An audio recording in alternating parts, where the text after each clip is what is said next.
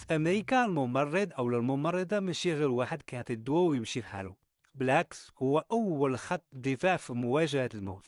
هو الأول واحد كيشوف الحالة وأول واحد كيتصرف، ومرات هو اللي كينقذ حياة قبل حتى ما يدخل الطبيب. تخيل معايا قرار صغير في ثواني قليلة يقدر يفرق ما بين الحياة والموت. هذه هي المسؤولية الحقيقية ديال الممرض أو الممرضة، وهذا الشيء هذا في جميع يعني في الدول. الممرض في المستشفى ولا في المصحة كيبقى قريب من المريض 24 ساعة، كيراقب الحالة الصحية ديالو، كيقيس الضغط الدم، نسبة السكر ودرجة الحرارة، كيعطي الأدوية وكيشوف واش العلاج كينجح ولا لا.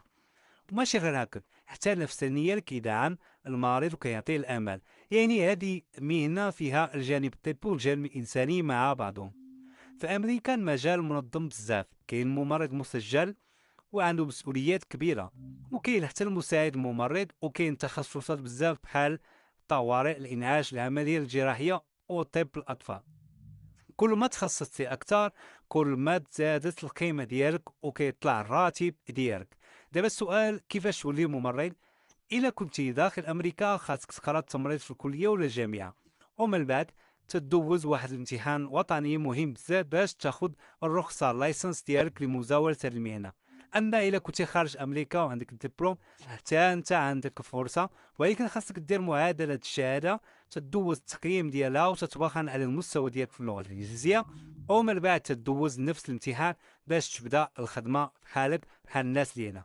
ولكن خاصك تعرف الحقيقه، هاد المهنه ماشي سهله، ولكن بالنسبه للناس اللي ديجا انهم كتخدموا في البلاد ديالهم راه تجيهم سهله. فيها ضغط، فيها صعاب، وفيها مسؤوليه كبيره حيت كتكون مسؤول على ارواح الناس. خاصك يكون عندك الصبر، الرحمه والانضباط، ولكن في المقابل كتلقى الاحترام والاستقرار. المهنه راه هنا في امريكا مهمه بزاف، وفيها فرص كبيره باش تطور راسك وتوصل لمستويات عاليه في مجال الصحي. وفي الاخير خلي هاد السؤال في بالك، واش تقدر تكون انت داك الانسان اللي ينقذ حياه واحد اخر؟ حيت مهنه التمريض ماشي غير خدمه، راه رساله انسانيه ومن انبل المهن.